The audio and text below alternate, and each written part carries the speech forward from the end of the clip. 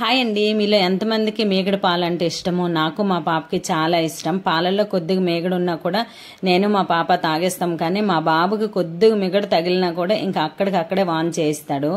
ఇలా ఎందుకు ఒకరు మేగడ వేసుకొని ఒకరు వేయకుండా అనే చెప్పేసి ఈ మధ్యన మేగడ అంతా పక్కన పెట్టాను నెయ్యి చేద్దామనేసి. నేను ఎప్పుడు నెయ్యి చేసినా కూడా మిక్సీలో వేసేసి బ్లెండ్ చేసేదాన్ని. కానీ అలా చేసుకుంటే మేగడలో ఉన్న ప్రోటీన్ అంతా పోతుందంట. అందుకనేసి ఈ మధ్యన బ్లెండర్తో ఇలా బ్లెండ్ చేసేసి నెయ్యి చేసుకుంటున్నాను. ఈ విధంగా బ్లెండ్ చేసుకోవడం వల్ల మిగడంతా బటర్ సాఫ్ట్నెస్ వచ్చేస్తుంది. ఇది వేడి చేస్తే మనకి అడుగుకి గోదావరి అనేది అస్సలు ఉండకుండా ప్యూర్గా నెయ్యి అనేది రెడీ అయిపోతుంది.